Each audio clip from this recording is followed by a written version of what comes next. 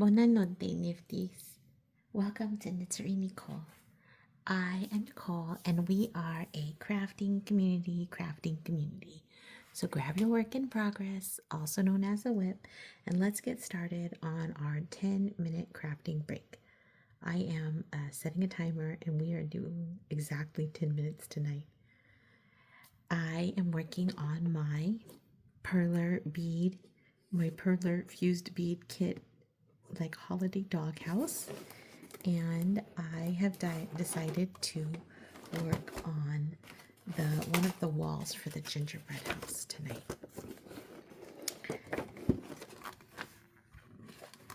I was gonna work on the front half, and then or the top, and then just pour like a whole bunch of the white on it and see if any of them stuck. But I'm kind of in the mood to do just like a shorter one because I don't have as much time. I forgot to get the tweezers, which I do like. I used to not be a fan of the tweezers, but ever since I, do that little pokey method with the tweezers, I feel like it's actually a pretty good method. Okay, so here's the second box, and can you see? Let me zoom in a little bit. Here we are. Okay, I'm gonna try tonight because the other days it was really loud when I took off the lid. I've actually taken off the lid of the second box too. I'm being so dangerous tonight and having two of the bins open. I don't know if you remember, but I kind of have a small phobia of having the bins open because I'm afraid they're gonna fall and make a big old mess all over my floor. That's my phobia. That's okay. It's because I'm a little bit clumsy. Yes, it's because I'm a little bit clumsy, and so I am worried. But that's okay because I refuse to let the fear get the best of me. So I'm not drinking anything tonight, which I know is weird because I love to have a little drink. But I don't know. It's like bedtime and I'm tired, and I just drank a whole bunch of water because I was thirsty, and then I just don't feel like having anything. And so I'm not, because like, why should we do things that are formative? Like, why should I get a drink if I'm not in the mood for a drink? Even if it is water. Like, doing it just to do it doesn't make sense to me. So I have opted out of a drink, and I feel like it's a bold move today. Okay, this lid is annoying. Making a bold move. Today I had my observation, and I didn't beg, but I definitely asked. I asked the students to be like extra good for me, and like they're actually both seniors in high school, so I didn't have to beg them to like behave or anything, but one of them does have, he's on the spectrum and his behaviors can be kind of severe. So I'm really proud of him for kind of keeping it all together. I was hoping it was gonna go well, but just in case it didn't, I didn't give them the treat that I bought like right away. But I did. They did so well that I did give them a treat. I went to a new coffee shop, and they have Vietnamese coffee, which is really popular here, but it's brand new, and they opened in a location by my, like, not exactly by my work, but much closer, because typically there haven't been Vietnamese coffee shops in that area, and so this one's kind of a new one, and that place makes these croissants that are filled with like fancy cream.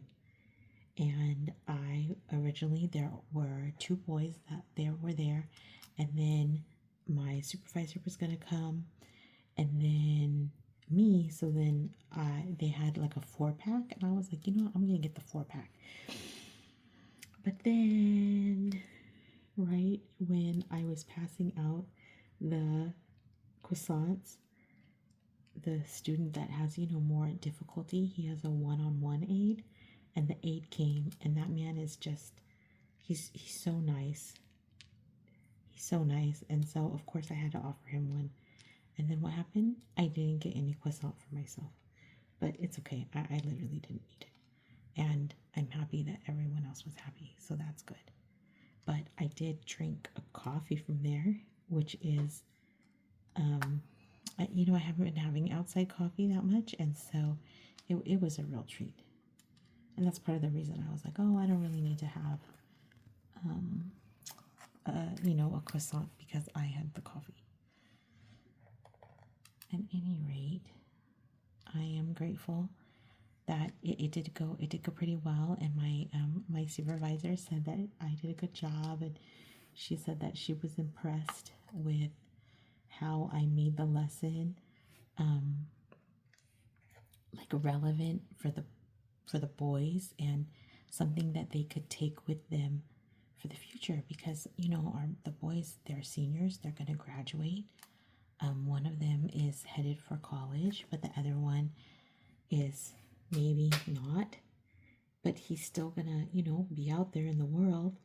And so, like, I want to give them skills that they are going to be able to use, not only in the classroom, which is where I hope they'll use them, but also in the real world. And so I'm glad my supervisor was able to see that. The other thing is that and this is another problem that I have, is that I have a grand idea. Like, I have an A+ idea in my head, and then I start it with enough time. I do typically start it with enough time to get it done. But then something happens and I get distracted, or I work on something else, or there's a different meeting, or just, something's always going to come up. And when it does, I end up using the amount of time that it would take to get do C quality work, to get a C. And then it's still good, but is it the A that I had, the A or the A+ that I had in my mind? No, it's not. And then so I get upset with my own self because I literally started it with enough time, but then it didn't work out for a myriad of reasons, most of which are social. People will start talking to me and then I'll just talk to them. And yeah, I do get caught up at any rate. And so when my supervisor came, my work wasn't done. I was supposed to turn in kind of a lesson plan, and it wasn't done. It was done, the important parts were done, C quality work, right? The important parts were done. And she was like, oh, it's fine. But I knew it wasn't done the way that I had in my head. So compulsive me, even after my supervisor left and said I had done a good job and everything, I went back and I finished it. And I needed probably, because I had it all in my head, it was just a question of getting it down on paper. I needed another half an hour.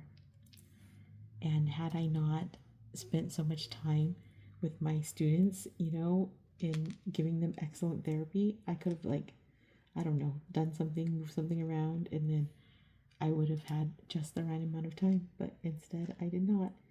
But I totally fixed it, and I sent it to my supervisor, and I said it in a way. I said, oh,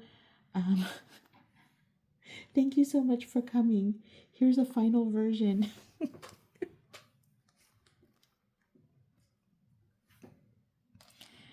Yeah. So I hope that she appreciates the extra work I did to make it, in my opinion, A+ work. And ultimately, even if she doesn't appreciate it, that's okay. Because I feel proud of my own self. Like I was feeling not very proud of myself when I finished. Oh my gosh, Nifty. Did I stop? Oh, where are we at? Oh, we are exactly at 10 minutes. Nifties, thank you so much for listening to my story about how my observation went. I really appreciate your time. I appreciate that you showed up. I'm tired, but I did want to get some crafting in. And I hope that you head to our threads and see my progress because I am cooking on this little gingerbread house. Well, not tonight, but that's okay. It was still nice to take, a few minutes and to just be with you in community. Thank you so much for listening. Oh, last thing, because there's always one more thing. I was on threads and people are like blowing up about Love Actually. And I finally have something to say because I've seen it. But some of them may have convinced me that it's a better movie than I gave it credit for.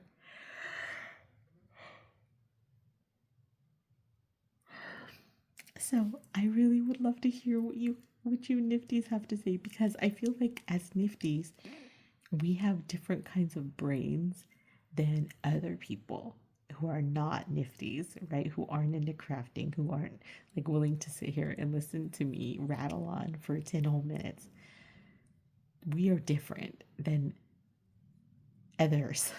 And so I wonder if my thoughts were just for me or if, and then I know our nifty Nettie, she also, brought up some things. So tell me, is Love actually a good movie? Okay, I will see you tomorrow. Please like, share, do all those things. And, but especially tell me in the comments if Love Actually is a good movie. We'll see you tomorrow. Ciao.